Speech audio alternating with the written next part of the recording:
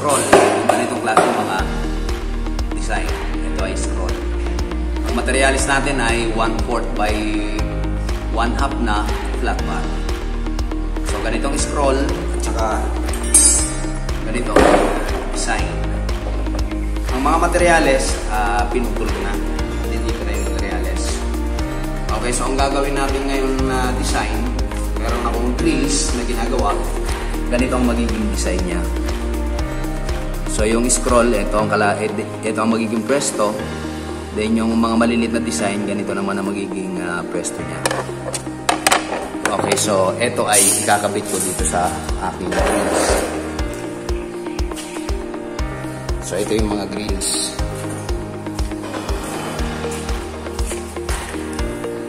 Okay, so hindi ko na pinakita kung paano i-assemble tong mga to. Napaka-basic lang naman na ito. At saka may mga video naman ako ng paggagawa ng mga grills. Doon nyo na lang tutukan. Okay, so yan ang paglalagyan ko ng mga design.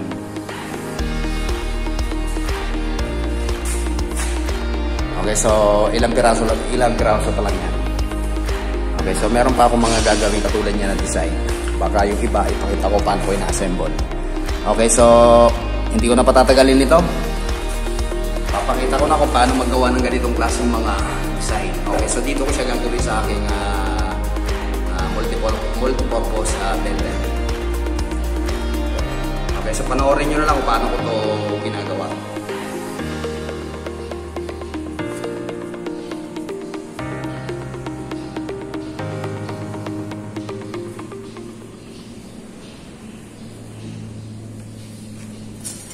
Okay, so ito ang aking mga materyales. Itutupi ko muna ito ng kabilaan.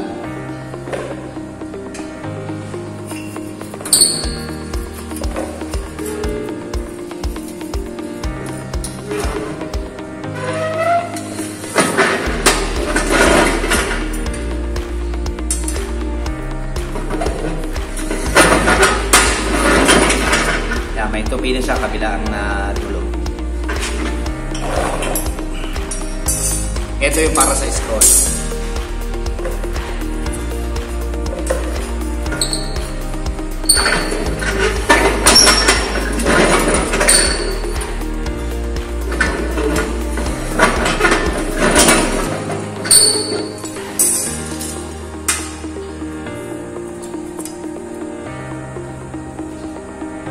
Kung malakas kayo, maski wala ng bender, pinakapay na nga lang kayo.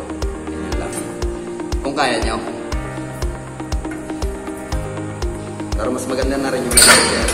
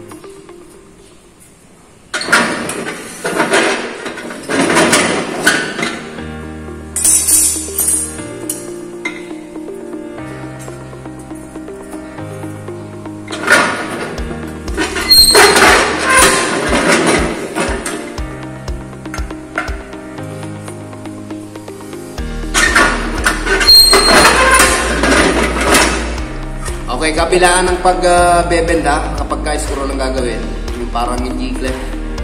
Okay, so dalawang dulo ang binebend, magka-alternate ang pagbebend. Okay, so ang gagawin ko naman ngayon ay para sa design na ito. So isang side lang ang tutupiin.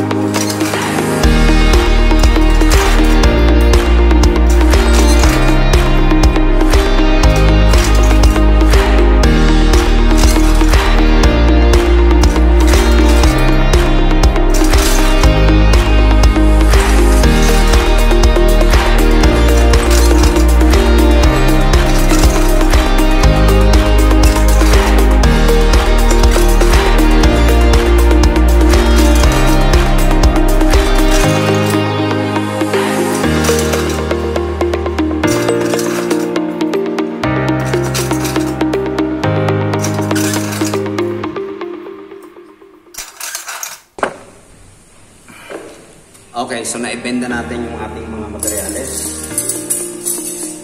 Naibenda natin. Ngayon ay magagawa na tayo ng scroll dito sa aking jig. Itong jig na ito ay kung saan na nakarating. Nakarating na ito ng Davao, Tagum Davao, Baguio, Batangas, Laguna, Rizal. Kasi medyo lumalaban kami ng mga competition ng araw. Okay, so gagawa na tayo ng ganito. Itong scroll lang muna.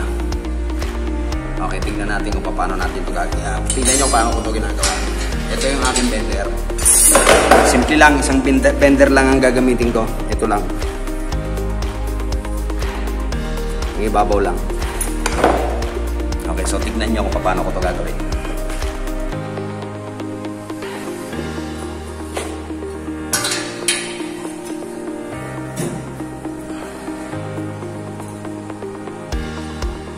Tignan natin sa pattern kung parehas na sila. Okay. Tatandaan na lang natin kung saan tayo minto. Okay, so bivisualize ko rito na nakalipin lang ito ng pagganon. Tapos yung isang side naman.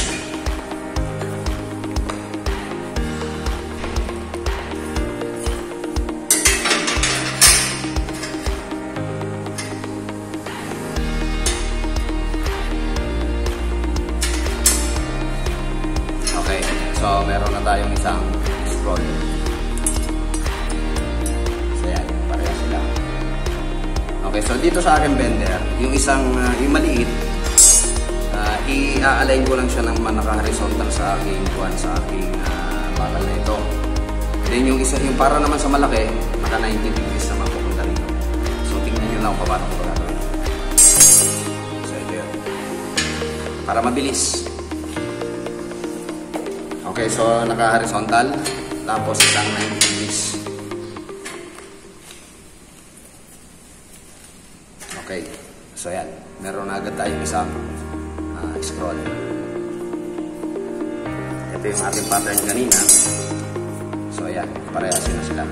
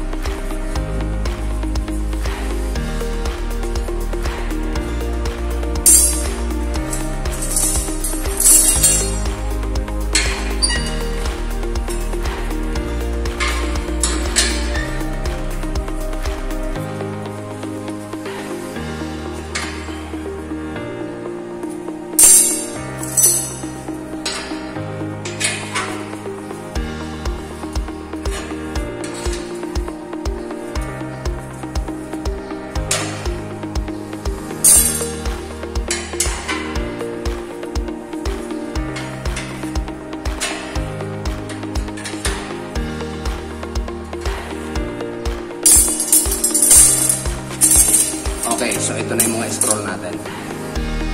Ito, eksakto ito dun sa tatlong bintana na nakalapot doon. Ito ang gagawin natin yung design na ilalatan. Papakita ko rin mamaya kung paano ko ito ilalatan. Okay, ngayon naman, yung ganitong design naman yung gagamitin natin. Gagawin na. So, tignan lang natin kung saan tayo minto. Okay, so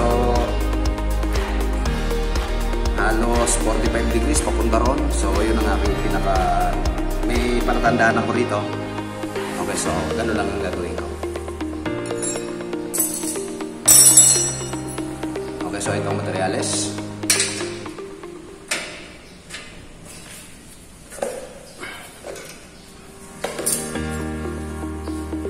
Double check. Okay, so pagkita. Okay. So hanggang doon ang buwan.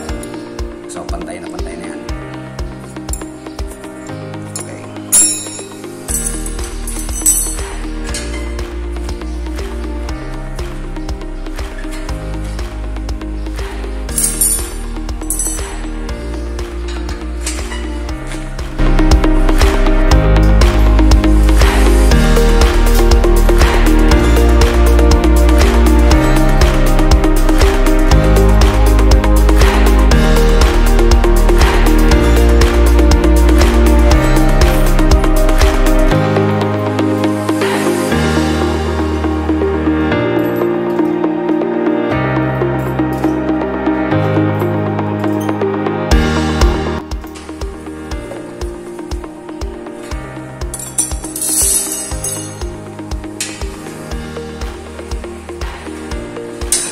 baguhan, kung natitigasan kayo o matigas para sa inyo, pwede kayong gumamit ng fork pag naglinis sa inyong blender. Pero pagka mga medyo sanay na, hindi na namin ginagamitan ng fork yan.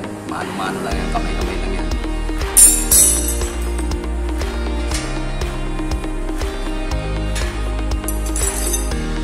Saka tansyado na namin yung distansya o yung kalalabasan. Ngayon magkaroon man ng diferensya yan, madali lang ang pag-repair nito.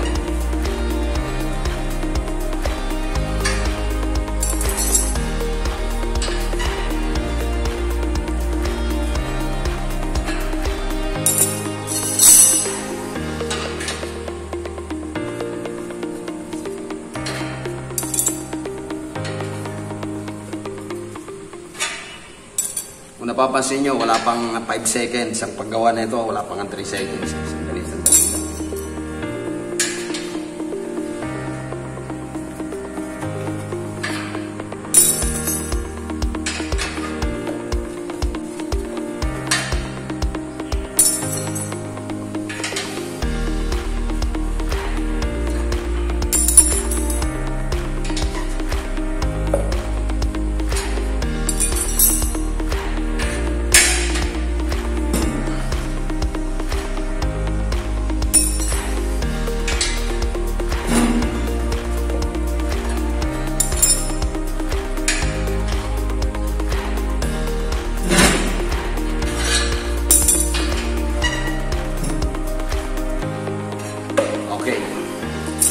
So, natapos na natin ang mga design. Ngayon naman, ipupwesto ko na to. Okay, so maya-maya, samahan niyo ako at ipapakita ko kung paano ko to i-position doon sa ating mga grills na nando doon. So, ikakabit ko to ron. Okay, so abangan nyo yung pagkakabit ulit na maya-maya.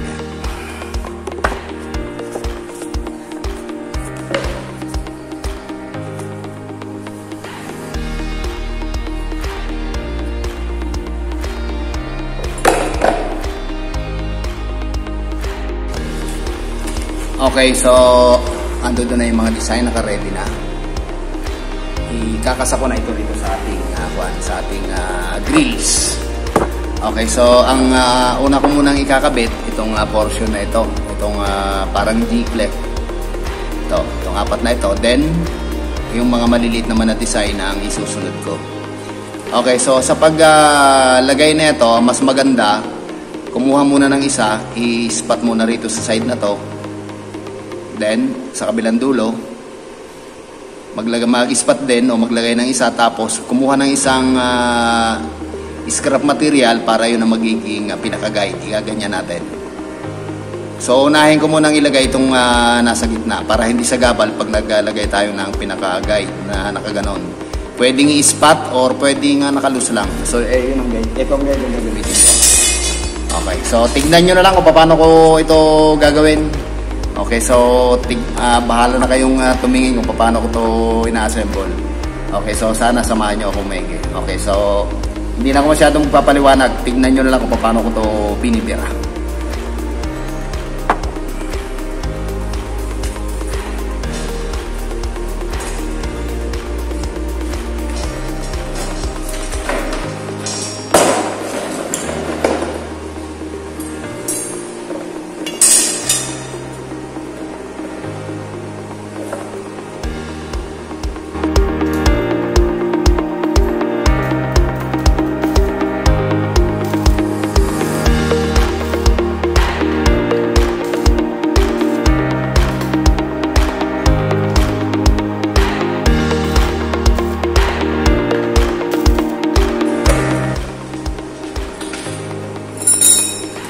Kukuha tayo ng parehas ang size o parehas ang shape.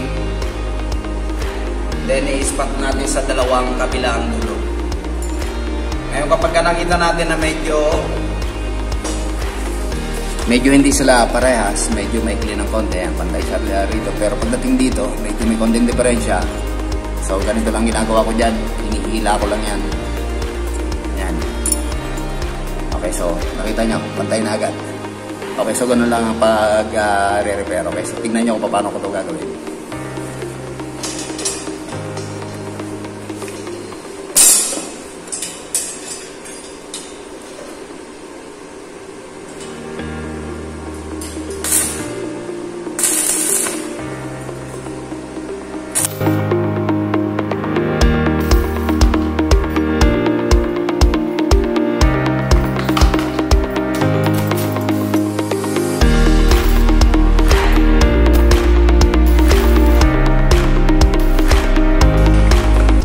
Okay, so nakaposisyon na yung dalawa nating design. Yung nandito, at saka yung nandito sa kabilang dulo.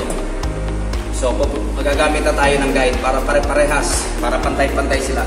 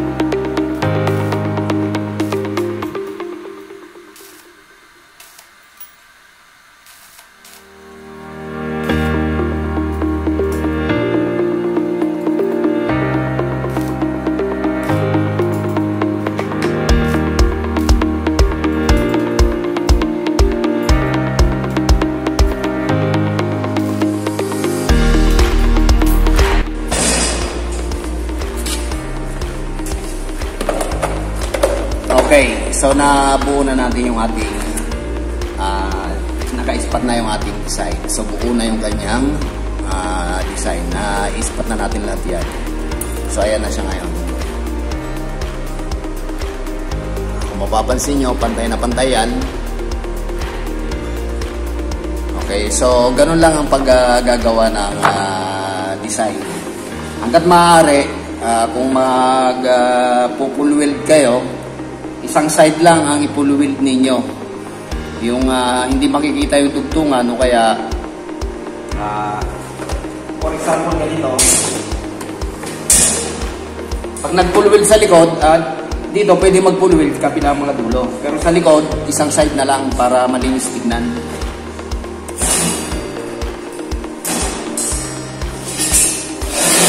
Yan. Okay, kung magpo-full weld kayo, ang ipo-full weld na lang ninyo rito, yung sa may tugtungan kasi kitang-kita yon. So, itong side lang na ito ang inyong ipo-full weld. Ito lang, itong mga dulo lang. Yung mga dulo ng ating maliit na design. Mga ganito. Mga dulo lang. Yan, yan. Mga ganito lang. Dito, huwag na mag-spot para malinis tignan. Dalawa naman ang welding sa likod, then isa sa harapan dito para hindi nakikita yung dugtungan. Then itong parang G-plate, maski wala nang spot ito rito sa harapan kasi wala naman dugtungan eh. Para malinis siya tingnan. Okay, so hindi ko na masyado ipapakita yung paggawa ng ibang mga bintana kasi pare-pares lang naman ang mga gagawin. Okay, so naipakita ko sa inyo kung paano ina-assemble yung mga ganito. So ayan, kuha-kuha yan sa ating design. So kompleto na yung ating pinaka-design. For the meantime, naka-spot weld lang muna ito. Hindi ko na rin ipapakita yung pag-full weld, napaka-simple na nun. Okay, so sana may napulot kayong idea sa paggawa ng ganitong mga klase ng design. I-recap natin, kapag meron tayong gagawing design ng ganitong klase, kukuha tayo ng 2 perasong parehas ang size, ispat sa kabilang dulo. Tapos maglagay ng bara o guide para pantay-pantay pag tinignan niyang panayan. Para pantay-pantay sila lahat. Okay, so sa pagre-repair, na ipakita ko naman sa inyo, konting hila lang.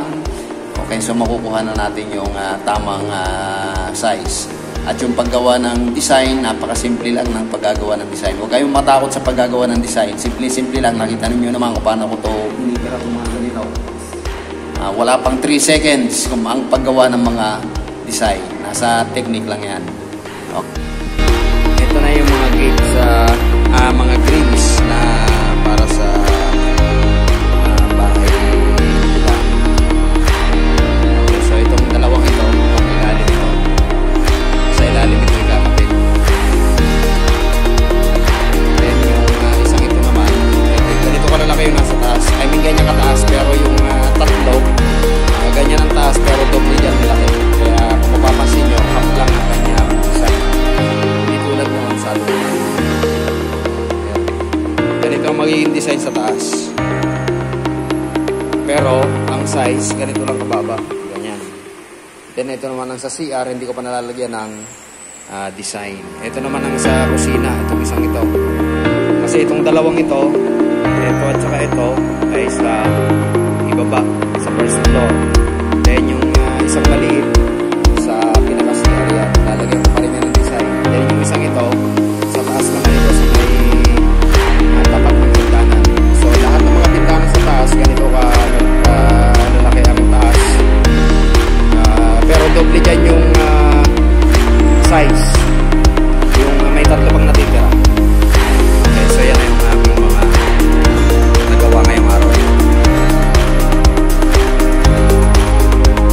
Okay, so maraming salamat sa pagsama. Sana huwag kayong magsawa sa aking channel. At salamat sa mga bagong subscribers at marami pa rin akong ipapakita sa inyo. So hanggang dito na lamang muna uli. At thank you sa pag-subscribe ninyo at saka sa pag-follow sa aking mga ginagawa. At sana huwag kayong magsawa. Maraming salamat. Until then, ipupulwid ko na ito. Hindi ko na ipapakita lahat. Naipakita ko naman kung paano ko ito birahin. Tama na yung isa, sample lang. Okay, so hanggang dito na lamang muna uli. Maraming salamat ulit. Thank you so much.